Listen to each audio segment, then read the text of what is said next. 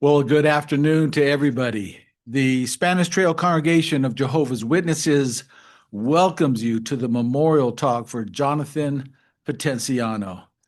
And on behalf of the Potenciano family, I want to thank everyone for being here today, as well as those who are attending by Zoom. To begin with, I'd like to share something with you.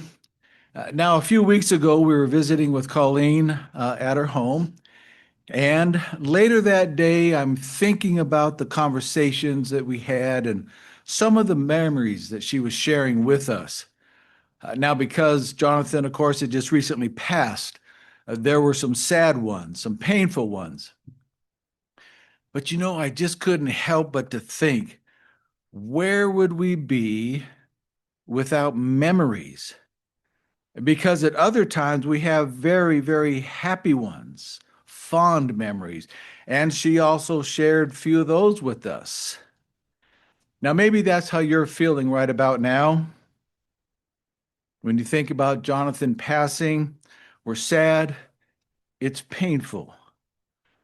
But please look at your program. Yes, when you see Jonathan's warm, friendly smile, doesn't it make us happy? Brings back many, many good memories. Well, at this time, I'd like to invite up Brother Mario Whitaker. He's going to read from the program for us as we're remembering Jonathan.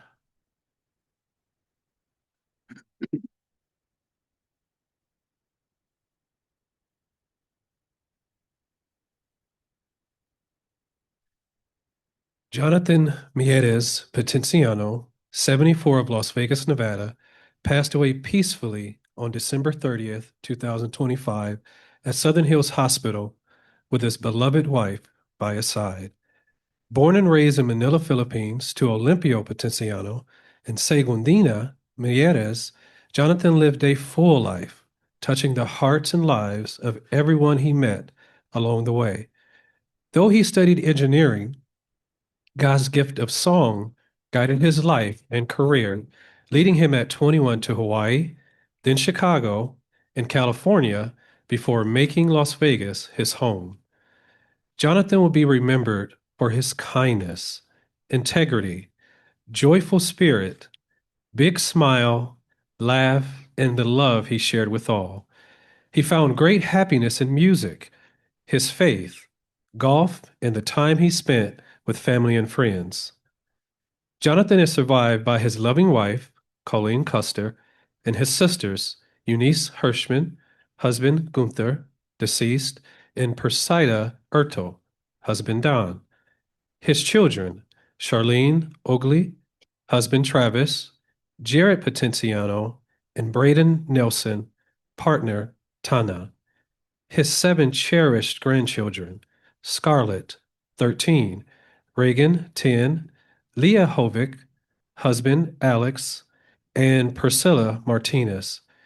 He is also survived by his former spouse, Lynn Potenciano, and many dear friends. He was preceded in death by his parents, his sister, Delia Italia, and her son, John John. Inside the program, there are 4 printed Bible verses that were favorite of John's that gave him comfort regarding God's promises. Thank you, Brother Whitaker. Well, as you well know, Jonathan was also a very unselfish and caring person. Now, wise King Solomon had something to say about a person's name, and that's recorded in the Bible for us at Ecclesiastes chapter 7, verse 1. So we're going to go there. It's Ecclesiastes chapter 7, verse 1, and that reads, "A good name is better than good oil, and the day of death is better than the day of birth." Interesting. So why would the day of a person's death be better than the day when they were born? Well, this scripture is actually referring to a person's reputation. So let's think about that for a minute. At birth, The little infant has only received a name. We can say the mother did all the work, right? His reputation now is just a blank canvas. Yes. But over the course of a person's life and when they die, see, there's a track record that's been established and it shows what kind of person he or she actually was. Yes, Jonathan had a good reputation. Now, that's a simple statement, but there's a lot of meaning behind it. You see, Jonathan loved his wife, his children, his grandchildren. He loved his friends. As mentioned, he enjoyed golf, traveling, cats and dogs. Yep. And oh, yes, he enjoyed singing. And we all know he was a very good singer. Yeah, professional level. Yeah. Jonathan also loved his brothers and sisters here in the congregation, and he had a very good relationship with his God, Jehovah. At this time, I'd like to invite up Brother Marcus Ramsey to share a few thoughts with us.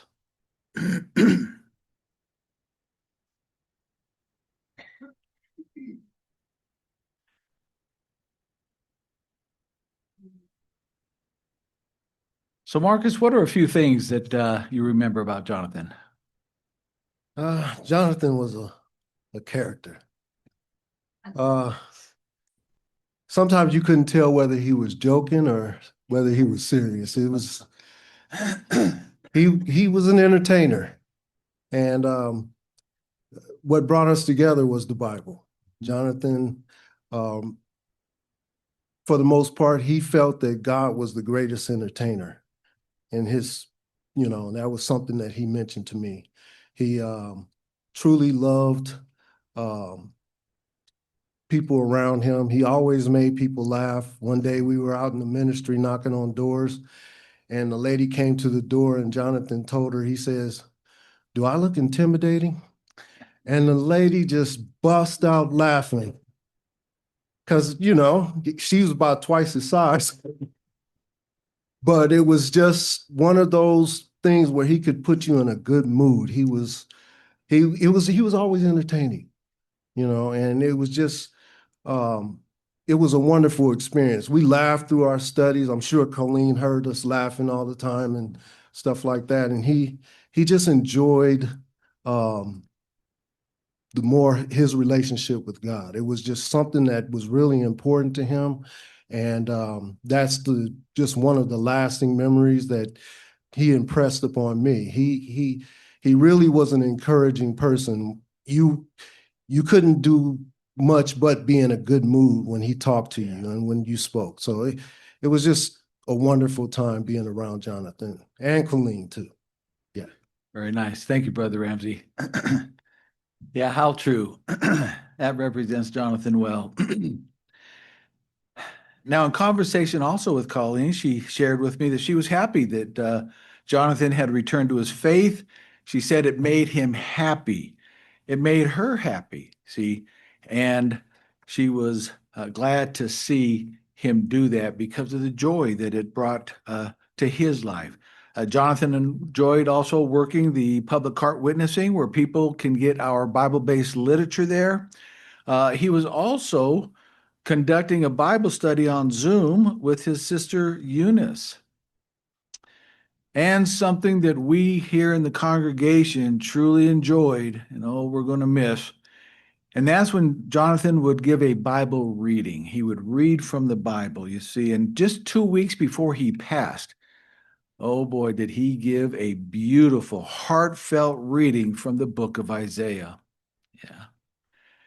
You see, when we lose a loved one, that's the time that we're in need of comfort. Colleen has lost her husband, her best friend. The family has lost a father, a brother, a grandfather. We too have lost a very good friend. Comfort is needed because we have to absorb the pain and the sorrow that comes with the grieving process, you see. And that process has been around for a long time.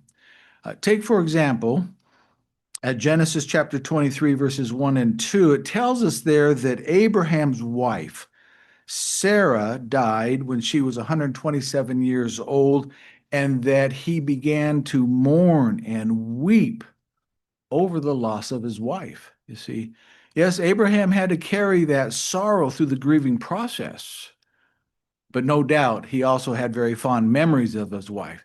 And he had a friendship with his God, Jehovah, who provided comfort for him in a variety of different ways. Now, my last conversation with Jonathan was actually the night before he died. He told me that he was going to start hospice and that he was going to die soon. Well, as I was speaking, I got choked up with emotion, and then he said something that just speaks volumes about his faith. He said, "There's no need to be sad because our hope for the future is so strong." Yeah. Once again, he quickly shared with me, there's no need to be sad because our hope for the future is so strong. See, Jonathan was expressing his faith because he had absolute belief and was sure of a resurrection based on the truth that's found in God's word, the Bible. Now, here's one of those accounts that he based his faith on. Before I read the account here in John chapter 11, here's what's taking place. Jesus had a good friend named Lazarus. He has two sisters named Mary and Martha. Now, Jesus is out traveling with his disciples, and so his sisters send him a message saying that their brother was sick. Well, before Jesus gets there, Lazarus dies. Jesus tells his traveling companions, "Our friend Lazarus has fallen asleep, and I will go and awaken him." Well, their response is, "Lord, if he is sleeping, he'll get well." Then Jesus plainly tells them, "Lazarus has died." Did you notice here how Jesus likens death to sleeping? And keep that in mind because we're going to revisit that a little later here. So let's see what Jesus is now telling Martha. We're going to pick that conversation up. It's in John chapter 11, verses 23 through 26. And here Jesus says to her, "Your brother will rise." Martha said to him, "I know he will rise in the resurrection on the last day." Jesus said to her, "I am the resurrection and the life. The one who exercises faith in me, even though he dies, will come to life. And everyone who is living and exercises faith in me will never die at all." Do you believe this? So what do we learn from this at this point? Well, first, Jesus simply tells Martha the truth. Your brother will rise, which actually supports her faith because we can see by how she responded. She said, "I know he will rise." See, in the resurrection. So no doubt this gave her a measure of comfort at this time. Martha also tells Jesus that she believes he is the Christ and the Son of God. Now, Martha, her sister's at home, so she runs to get her, and she tells her that the teacher is here and calling you. So they quickly get up and they go to where Jesus is at. I'm going to pick the account up here in verse 33 through 35.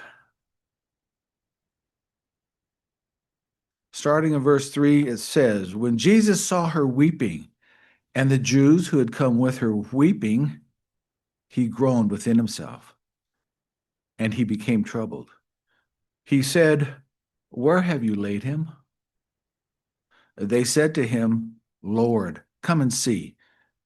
Jesus gave way to tears." Yeah. Clearly, we can see that Jesus was just deeply affected by Mary's emotional suffering and the hurt that he also felt from all the other ones who were there also. The Bible said that he gave way to tears. See, this moves Jesus to take some action. So he goes to Lazarus' tomb. And with a loud voice, he says, Lazarus, come out. And immediately he comes back to life. See, the death grip that was holding him captive, it now had to release him. So, what does this real life account tell us about Jesus? Well, first and foremost, this miracle glorified his God and Father, Jehovah, and many came to put faith in him. See, Jesus wanted to show the people that he was that conduit, if you will. He was the channel for God's power to resurrect Lazarus back to life. This also helped establish his credentials as the Messiah, see, the one that they were all waiting for. If you recall, Martha said she believed Jesus was the Christ, the Son of God, and that he could make her brother rise again, and that's exactly what happened. See, Jonathan had the same strong faith that Martha did. And soon, in the near future, he too will be resurrected back to life. Now, because death was never part of God's original purpose for mankind, we might wonder, well, where did death come from in the first place? Well, for the answer, we'll go to the Bible. We're going to go to Romans chapter 5 and verse 12.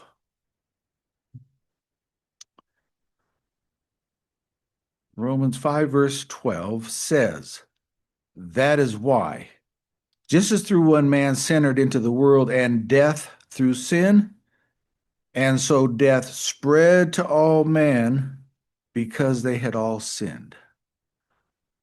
Yeah. The Bible clearly identifies the cause of death came from that one man. That one man was Adam. And it's because of his disobedience to God that all of us here are in a sinful condition, and man has been dying ever since. And boy, how can we testify to the truth of this scripture? Yeah. The Bible also shares with us a lot of insight into Jehovah God. It reveals that the Creator, Jehovah God, he never acts without a purpose. Notice how this is illustrated in Isaiah chapter 55, verses 10 and 11.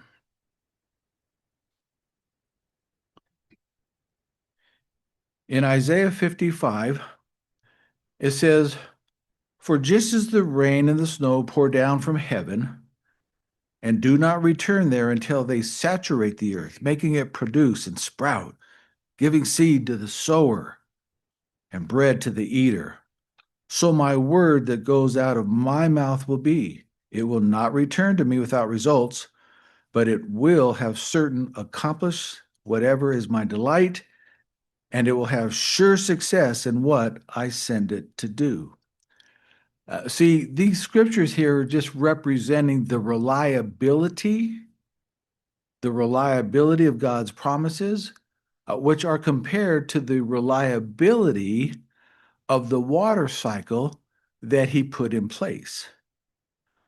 So let me ask you, when it starts raining, is there anything that can stop the rain from reaching the earth?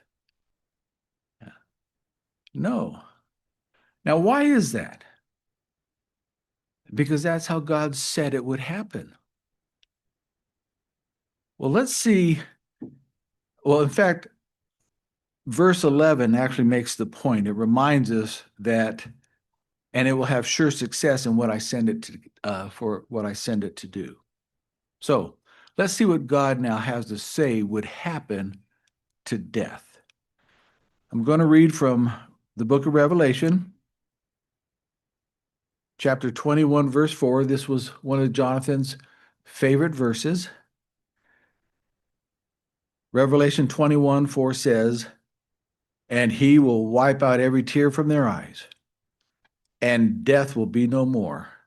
Neither will mourning, nor outcry, nor pain be any more. The former things have passed away.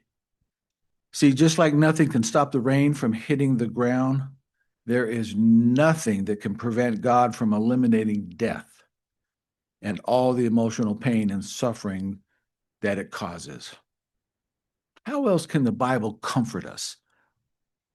Well, it can comfort us by knowing the facts, knowing the truth about what happens to us if we should die.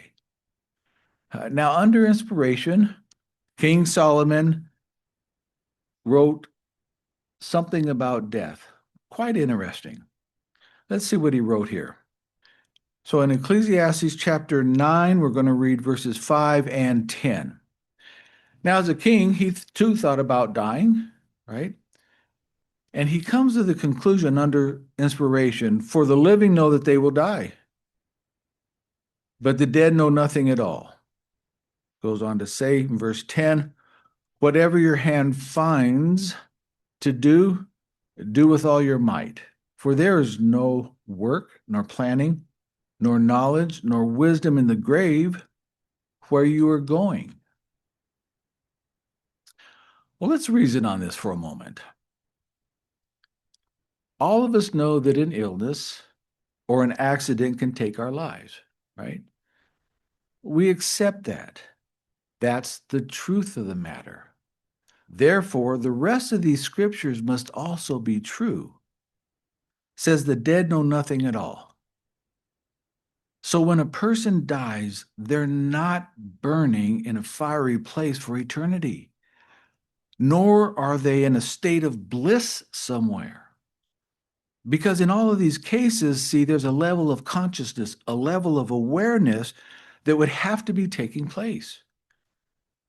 So the Bible can take any confusion or mystery out of what happens to us when we die. Verse 10 made the point. His planning, knowledge, and wisdom ceases to exist because he goes to the grave. There's no conscious activity in the grave. Well, let's recall that Lazarus was in his grave or tomb. Remember what Jesus told his disciples? Our friend Lazarus has fallen asleep. Yes, Jesus compared death to a sleep-like condition. And it's this accurate knowledge that gave Jonathan comfort. It gave him peace regarding his own death.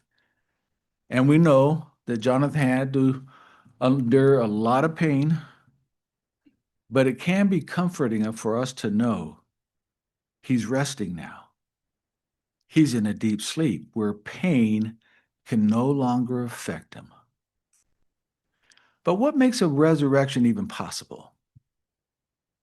Well, simply put, it's Jehovah's love for mankind.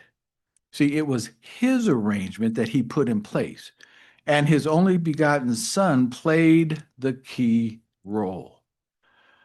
Notice what Jesus said about himself. That's recorded at Matthew 20, verse 28. He said, just as the Son of Man came, not to be ministered to, but to minister, and notice the point, and to give his life as a ransom in exchange for many.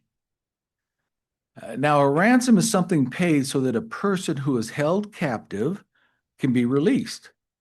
So it's Jesus' perfect human life. That was the price paid so that those held captive by sin and death could be released by means of a resurrection. The end of verse said, of the verse, it did say that it was done in exchange for many. For many. See, the many here is referring to a large number of people. Therefore, this would include many, many past generations, which now includes your siblings, your parents, your grandparents, and so forth.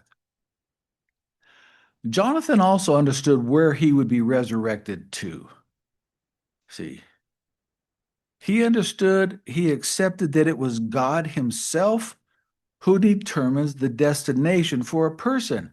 and not the person who decides if they're going to live in heaven or on earth. Now, the Bible does say that there are some people who go to heaven.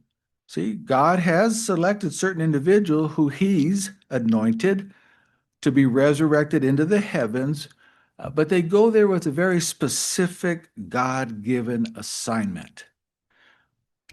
That's recorded in the Bible for us. Revelation chapter 20, verse 6 says, "They will be priests of God and of the Christ, and they will rule as kings with him for 1,000 years." So the question is, from the heavens, who will Christ Jesus and his co-rulers be ruling over? Who will be their subjects? Who will be their citizens? Well, in the book of Genesis, God revealed that his original purpose, what it was. He created the earth for mankind to live on. That's his home. That's where they would live. And they would have children. They would enjoy their family and friends. They would live in a paradise environment, and it was to be forever and ever. Now, that's where the vast majority of humans are going to be resurrected to. Here on an earth, under very different conditions, just as God had purposed it. Just like nothing can stop the rain from hitting the ground. Yeah. You know, at the end of this talk, we're going to sing a song that's entitled, "He Will Call." And there's two choruses there.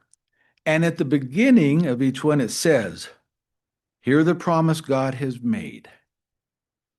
And then shortly thereafter, the lyrics say, "So have faith and do not wonder, for our God can make you stand."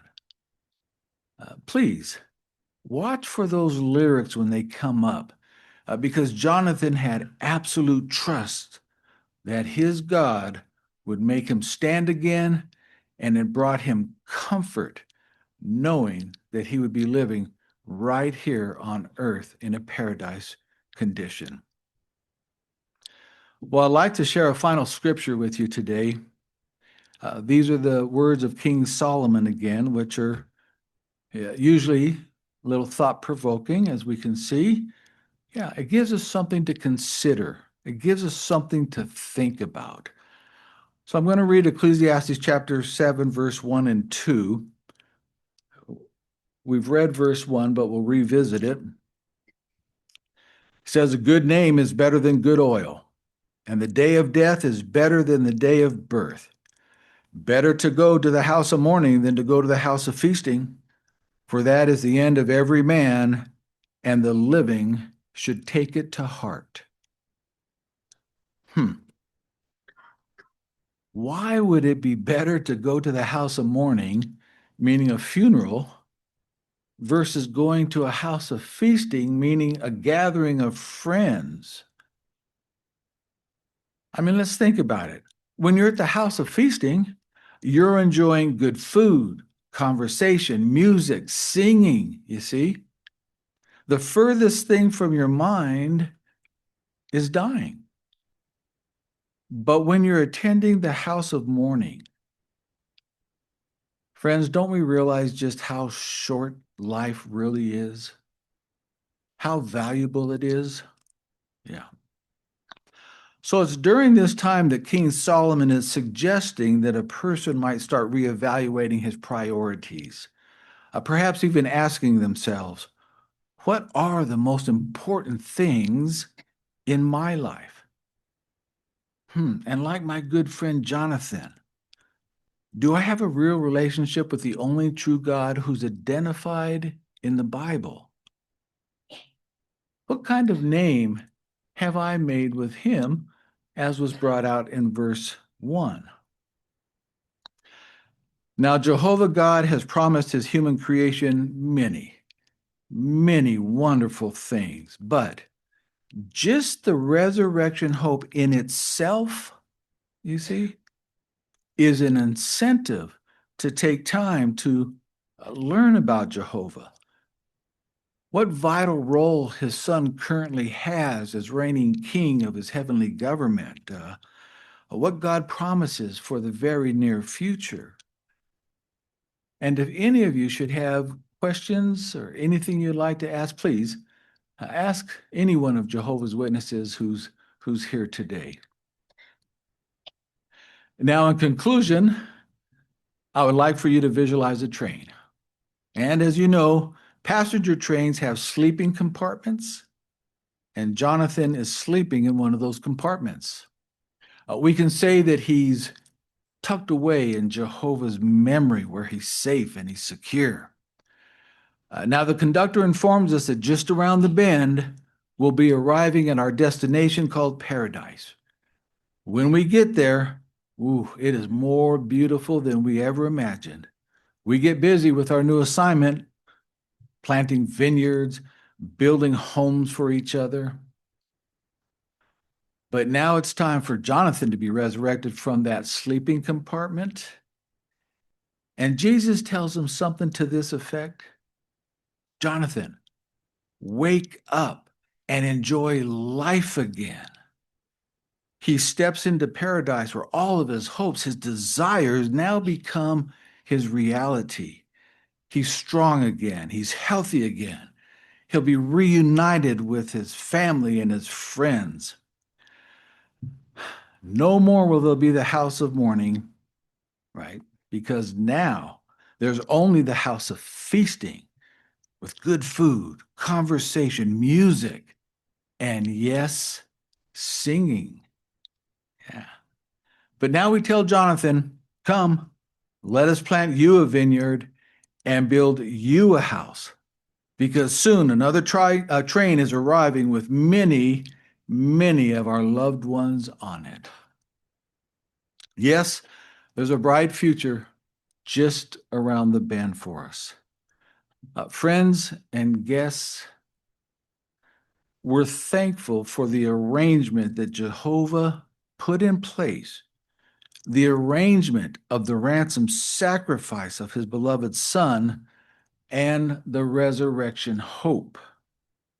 May Jehovah God be praised and glorified for the great love that he has shown you. Well, this concludes the memorial talk. And on behalf of the Potenciano family, once again, we'd like to thank you for being here today. At this time, I'm going to invite Brother Josh Grinstead up. He'll be introducing the song that we're going to be singing, and after that, he's going to offer a closing prayer, and then we're going to have a video montage so we can reflect on Jonathan's life.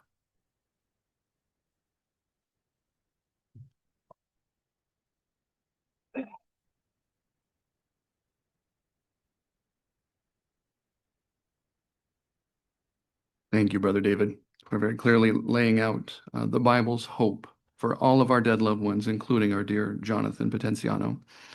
And once again, I want to reiterate the family's just very grateful for the support, everyone being here today.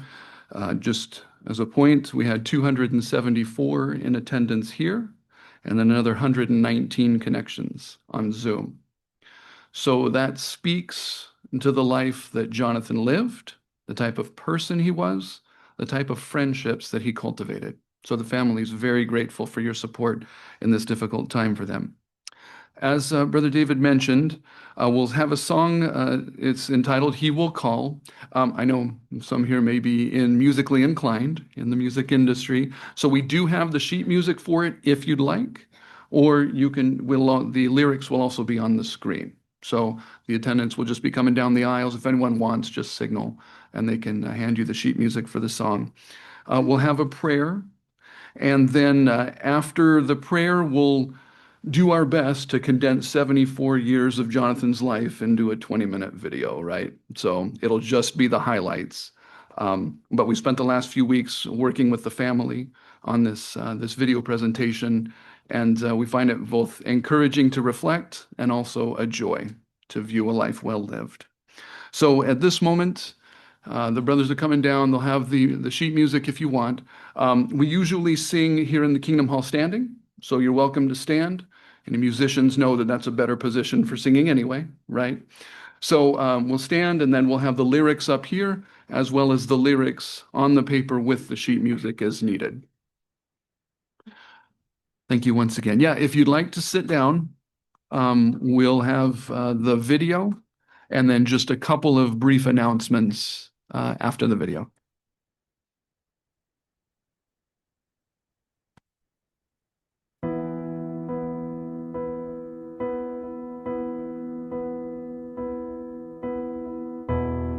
When we were woven in the depths of the earth, before we even came into this world, Jehovah saw right from the start, deep down inside our beating heart. Just stop and think what that means. He knows you, he knows me, what we feel, what we see. When we try hard to give our best, the joys we feel and our regrets. He knows you, he knows me, what we need, what we bleed. When we can't find the words to say we're not alone, he knows.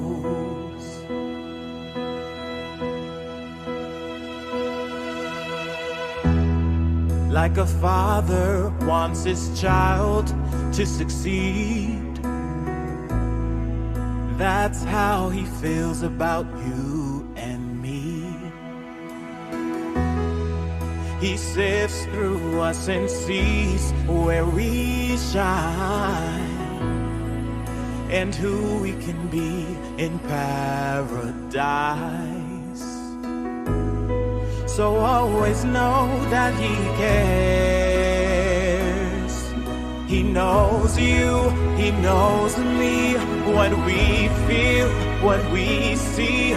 When we try hard to give our best, the joys we feel and our regrets. He knows you, he knows me, what we need, what we bleed. When we can't find the words to say we're not alone, he knows.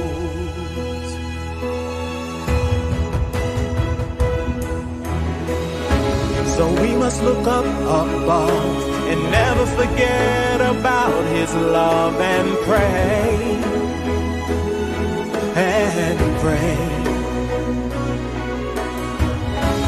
Tell him when life is hard and fear's got a grip on our hearts. Remember we're okay, we don't have to be afraid. He knows you, he knows me, what we feel, what we see. When we try hard to give our best, the joys we feel and our regrets. He knows you, he knows me, what we need, what we bleed. When we can't find the words to say we're not alone. Oh, he knows you, he knows me, what we feel, what we see. When we try hard to give our best, the joys we feel and our regrets. He knows you, he knows me, what we need, what we bleed. When we can't find the words to say we're not alone, he knows.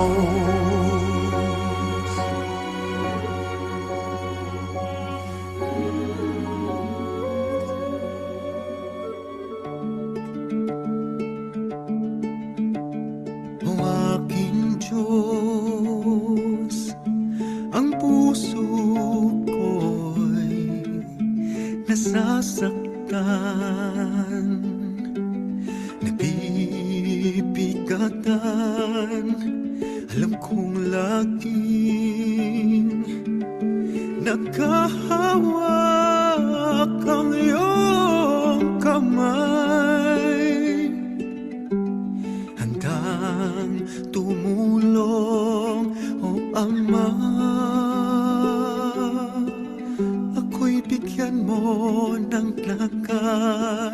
ang mga pagsubok, makakayanan ko dahil sa'yo.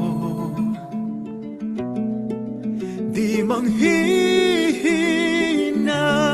at aasa sa'yo, Jehovah, sa iyong lakas, lahat ay makakaya.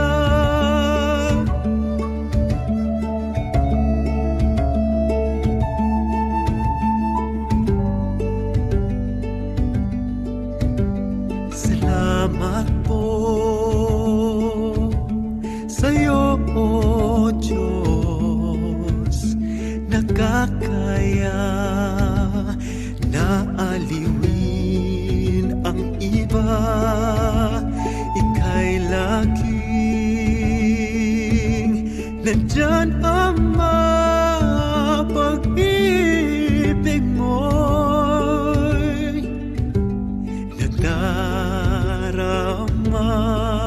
O Ama. Ako'y hindi mo iiwan, ang mga pagsubok, makakayanan ko dahil sa'yo. Di manghihina at aasa sa'yo, Jehovah, sa iyong lakas, lahat ay makakaya.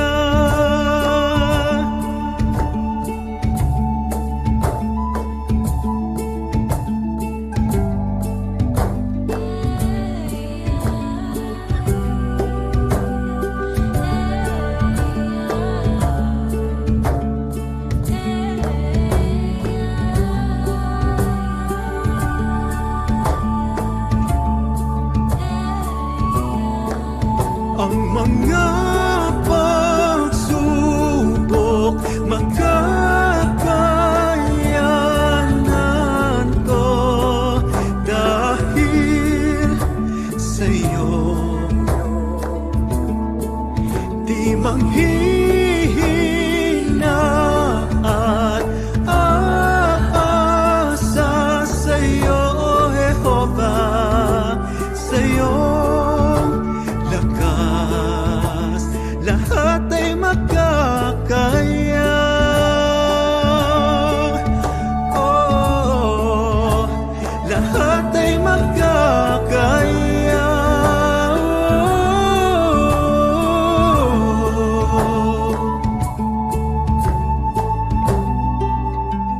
Lahat ay makakaya.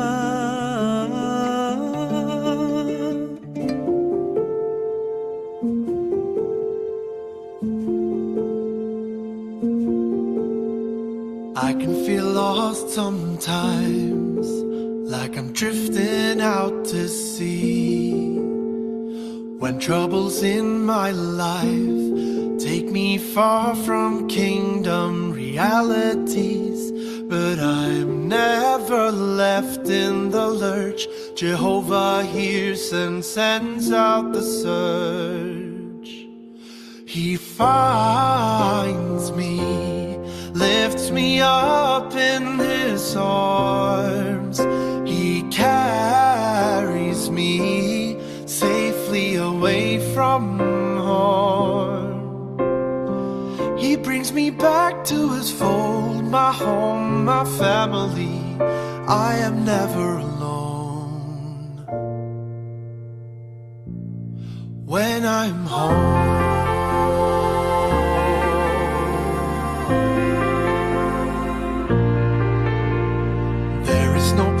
Like this, it's a shelter from the storm, where I find peace and rest, and loving friends who bring out the very best. So if you find you're out on your own, Jehovah will hear your cries to come home. He'll find you, lead you back with his voice, remind you serving him was your best choice. He'll bring you back to his fold, your home, your family. You are never alone. When you're home, I will be singing, you made it back, welcome home. It's where you belong. And we're so happy to see you. Now you're home.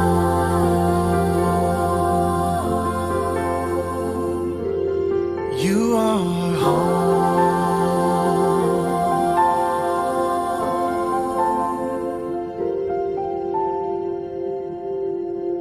He found you, lifted you up in his arms.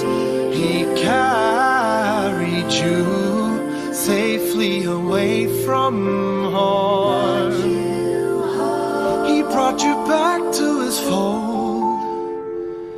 You'll never be alone.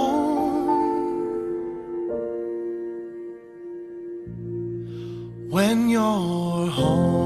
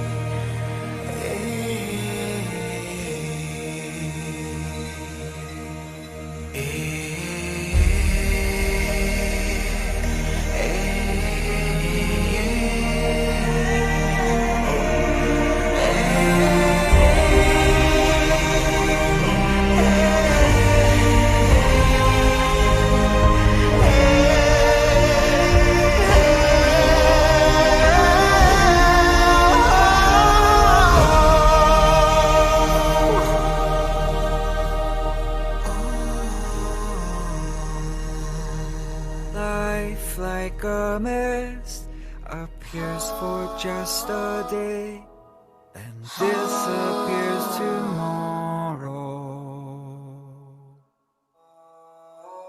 All that we are can quickly fade away, replaced with tears and sorrow. If a man should die, can he live again? Hear the promise God has made. He will call, the dead will answer. They will live and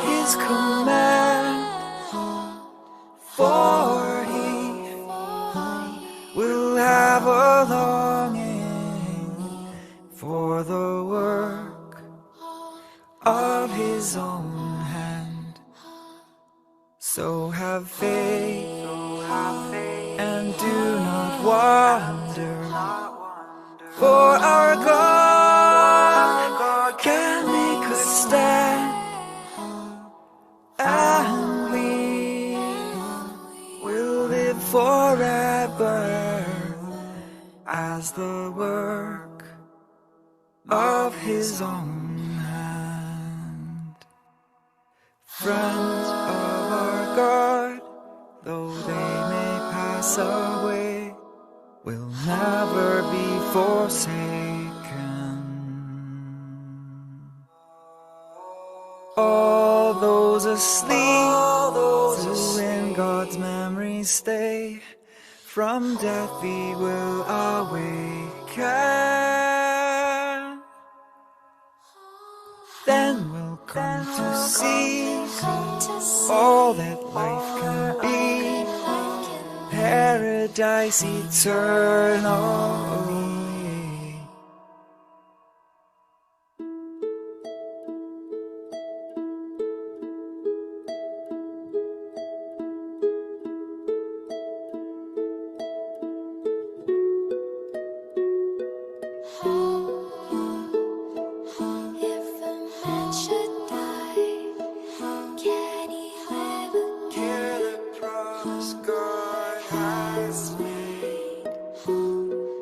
He will call, the dead will answer, they will live at His command,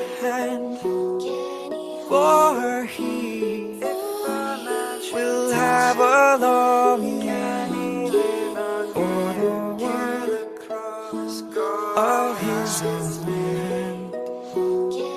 So have faith and do not wonder, for our God can make us stand, and we will live forever as the work of His own hand.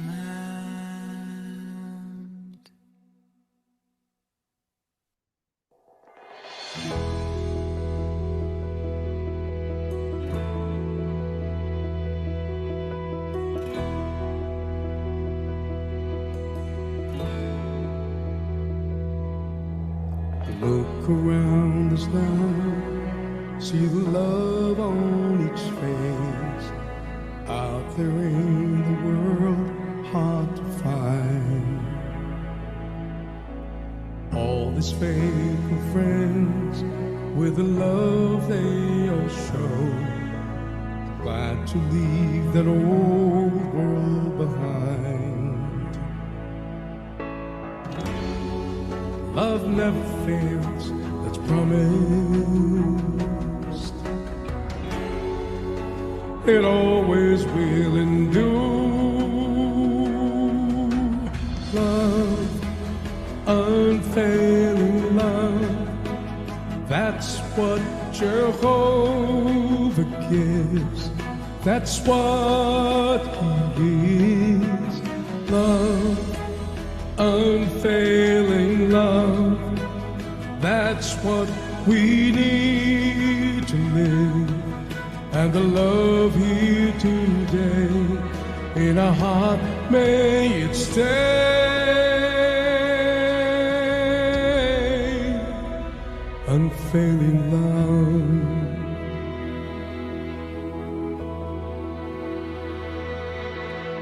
Though sometimes it seems like the cares of this life weigh us down and feel hard to bear, giving brings us joy when we share faith and hope, comforted by God's loving care. Love will remain, that's promised. It always will endure. Love, unfailing love, That's what Jehovah gives. That's what He gives. Love, unfailing love. That's what we need to live. And the love here today in our heart, may it stay.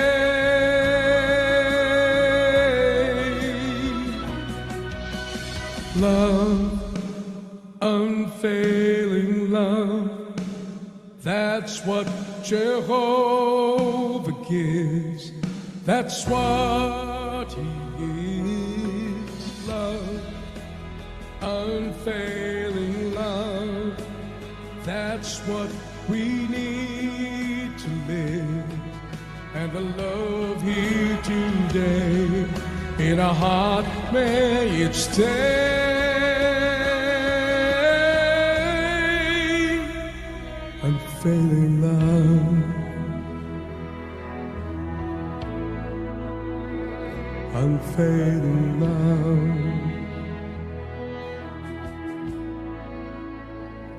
unfailing love.